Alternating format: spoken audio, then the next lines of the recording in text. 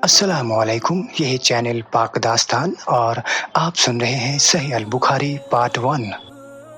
हदीस नंबर 7। इब्न अब्बास रजी अल्लाह अन्हा से रिवायत है कि उन्होंने फरमाया कि अबू सुफियान बिन हर्ज रजी अल्लाह अन्हा ने इनसे बयां की कि रूम के बादशाह हिराकल ने अबू सुफियान को कुरैश की एक जमात समेत बुलवाया। ये जमात सुलह हुदैबिया के तहत रसूल सल्लल्लाहु अलैहि वसल्लम और कुफारे कुरैश के बीच तयशुदा वादे की मुद्दत में मुल्क शाम हिजरत की जरूरत के लिए गई हुई थी। ये लोग इलिया यानी बैतुल मुक़द्दस में उसके पास हाजिर हो गए। हिरकल ने उन्हें अपने दरबार में बुलाया। उस वक्त उसके इर्द गिर्द रूम के सरदार बैठे हुए थे। फिर उसने उनको और अपने तर्जुमान यानी मतलब बताने वाले को बुलाकर कहा कि वो आदमी जो अपने आप को नबी समझता है, तुम में से कौन उसका करीबी रिश्तेदार है? अबू सुफियान ने कहा, मैं उसका सबसे ज्यादा करीबी रिश्तेदार हूँ। तब हिरकल ने कहा, इसे मेरे करीब कर दो और इसके साथियों को भी करीब करके इसके पास बिठाओ। उसके बाद हिरकल ने अपने तर्जुमान से कहा, इनसे कहो कि मैं इस आदमी से उस आदमी नबी सल्लल्लाहु अलैहि वसल्लम के मुतालिक सवाल करूंगा।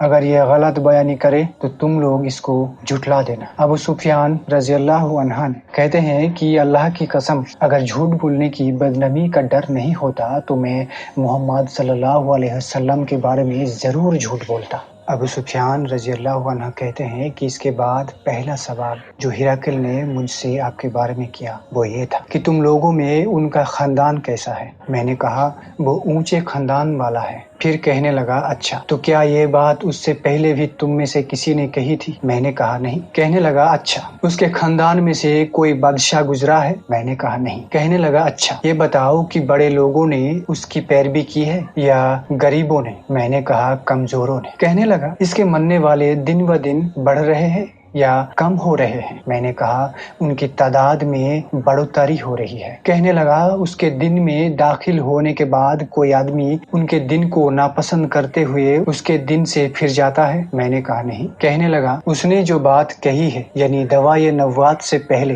क्या तुम लोग उसे झूठा कहा करते थे? मैंने कहा नहीं। कहने लगा, क्या वो धोखा देता है? मैंने कहा नहीं, अलबत्ता हम लोग इस वक्त उसके साथ सुलह की एक मुद्दत गुजर रहे हैं, मालूम नहीं इसके बाद वो क्या करेगा। अबू सुफियान ने कहते हैं कि इस जुमले के सिवा मुझे और कई बात अपनी तरफ से दाखिल करने का कोई मौका नहीं मिला। कहने लगा, क्या तुम लोगों ने उससे जंग लड़ी है? मैंने कहा, जी हाँ। उसने कहा, फिर तुम्हारी और उसकी जंग कैसी रही? मैंने कहा, जंग में हम दोनों के बीच बराबर की चोट है। कभी वो हमें नुकसान पहुंचा लेता है और कभी हम उसे नुकसान से दो चार कर देते हैं। कहने लगा, वो तुम्हें किन बातों का हुक्म देता है? मैंने कहा, वो कहता है कि सिर्फ अल्लाह की इबादत करो, उसके साथ किसी को भी शिरक ना करो। जिनकी तुम्हारे बाप दादा इबादत करते थे उनको छोड़ दो, और वो हमें नमाज, सच्चाई, परहेजगारी, पाकदमानी और करीबी लोगों के साथ अच्छा बर्ताव करने का हुक्म देता है। उसके बाद हिरकल ने अपने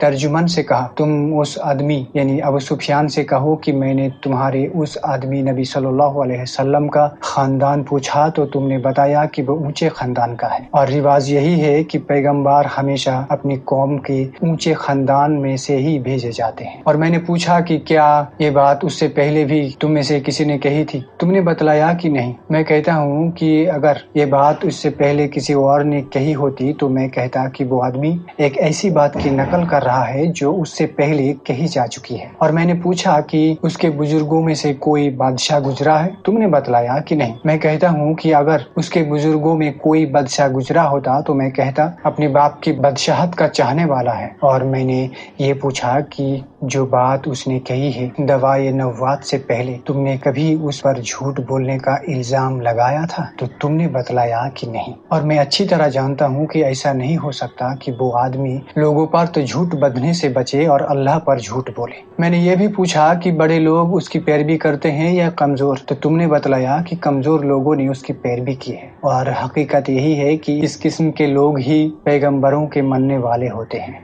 मैंने पूछा कि वो बढ़ रहे हैं या कम हो रहे हैं? तुमने बतलाया कि उनकी तादाद लगातार बढ़ रही है, और दर हकीकत ईमान का यही हल होता है यहाँ तक कि वो पूरा हो जाता है। फिर मैंने पूछा कि क्या इस दिन में दाखिल होने के बाद कोई आदमी नफरत करते हुए उसके दिन से फिर जाता है? तो तुमने बतलाया नहीं। اور ایمان کا یہی حال ہوتا ہے کہ اس کی مٹھاس جب دل میں سما جاتی ہے تو پھر نکلتی نہیں۔ اور میں نے پوچھا کہ کیا وہ وعدہ خلافی بھی کرتا ہے؟ تو تم نے بتلایا نہیں، اور رسول ایسے ہی ہوتے ہیں، وہ دھوکہ نہیں کرتے۔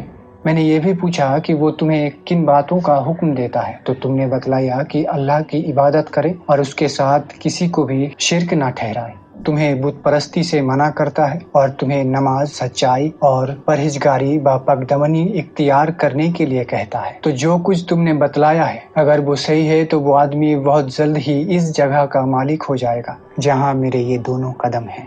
میں جانتا تھا کہ یہ نبی آنے والا ہے، لیکن میرا یہ خیال نہ تھا کہ وہ تم میں سے ہوگا۔ اگر مجھے یقین ہوتا کہ میں اس کے پاس پہنچ سکوں گا تو اس سے ضرور ملاقات کرتا۔ اگر میں اس کے پاس مدینے میں ہوتا تو ضرور اس کے پاؤں دھوتا۔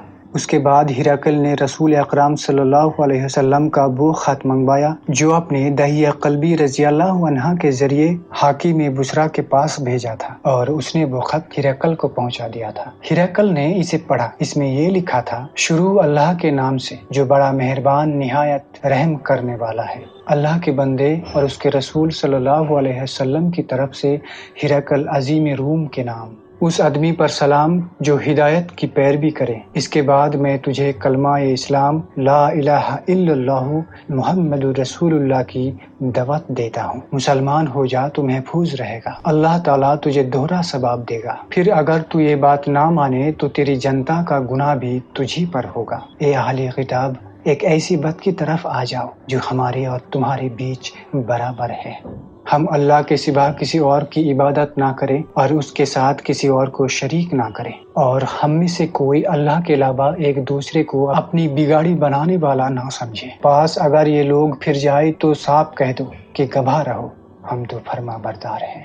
ابو سفیان رضی اللہ عنہ نے کہا، جب ہرقل جو کہنا چاہتا تھا وہ کہہ چکا اور خط پڑھ کر فریغ ہو چکا تو وہاں آوازیں بلند ہو گئی اور بہت شور مچ گیا اور ہم باہر نکال دیے گئے۔ میں نے باہر آ کر اپنے ساتھیوں سے کہا، ابو بکشا کے بیٹے محمد صلی اللہ علیہ وسلم کا کلمہ بڑا زور پکڑ گیا، اس سے تو رومیوں کا بادشاہ بھی ڈرتا ہے۔ اس روز کے بعد مجھے برابر یقین رہا کہ رسول صلی اللہ علیہ وسلم کا دین ضرور غالب ہوگا، یہاں تک کہ اللہ تعالیٰ نے میرے اندر اسلام پیدا کر دیا۔ ابن ناطور جو بیت المقدس کے گورنر ہرقل کا کارساز اور شام کے عیسائیوں کا پادری تھا، بیان کرتا ہے کہ ہرقل جب ایک روز بیت المقدس آیا تو ایک روز صبح کے وقت غمی کے ساتھ اٹھا اور اس کے کچھ ساتھی کہنے لگے، ہم دیکھتے ہیں کہ آپ کی حالات کچھ بجھی بجھی ہے۔ ابن ناطور نے کہا کہ ہرقل ماہر نجومی اور ستاروں کو پہچاننے والا تھا۔ جب لوگوں نے اس سے پوچھا تو کہنے لگا کہ میں نے آج رات تاروں پر ایک نگاہ ڈالی تو دیکھتا ہوں کہ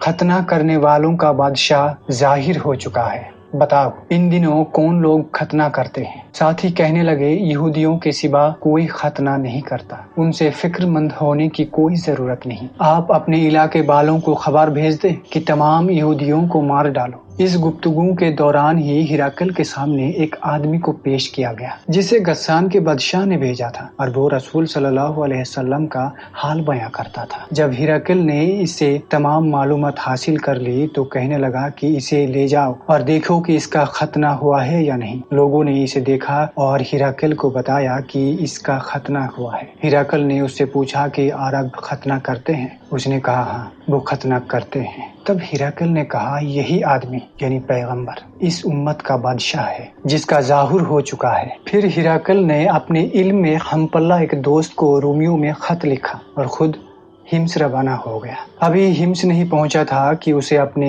دوست کا جواب بھی مل گیا۔ اس کی رائے بھی محمد صلی اللہ علیہ وسلم کے ظاہر ہونے میں ہرقل کی طرح ہی تھی کہ آپ نبی برحق ہے۔ آخر ملک ہمس پہنچ کر اس نے روم کے سرداروں کو اپنے محل آنے کی دعوت دی۔ جب وہ آ گئے تو اس نے حکم دے کر دروازہ بند کروا دیا، پھر بلکنی سے انہیں دیکھا اور کہنے لگا، روم کے لوگوں، اگر تم لوگ اپنی کامیابی، بھلائی اور بادشاہت پر قائم رہنا چاہتے ہو تو اس پیغمبر دربار کی بیعت کر لو۔ یہ اعلان حق سنتے ہی وہ لوگ جنگلی گدھوں کی طرح دروازے کی طرف دوڑے۔ دیکھا تو وہ بند تھے، اور جب ہرقل نے ان کی نفرت کو دیکھا اور ان کے ایمان لانے سے مایوس ہوا تو کہنے لگے، ان سرداروں کو میرے پاس لاؤ۔ اب جب آئے تو کہنے لگا کہ میں نے ابھی جو بات تم سے کہی تھی وہ صرف آزمانے کے لیے تھی، کہ دیکھوں تم اپنے دن پر کس قدر مضبوط ہو۔ اب وہ میں دیکھ چکا۔ پھر تمام حاضرین نے اسے سجدہ کیا اور اس سے راضی ہو گئے۔ یہ ہرقل کے متعلق آخری معلومات تھا۔ اس حدیث سے ہمیں پتہ چلتا ہے کہ ہرقل نے اسلام قبول نہیں کیا تھا، حالانکہ وہ مانتا تھا محمد صلی اللہ علیہ وسلم اللہ کا رسول ہے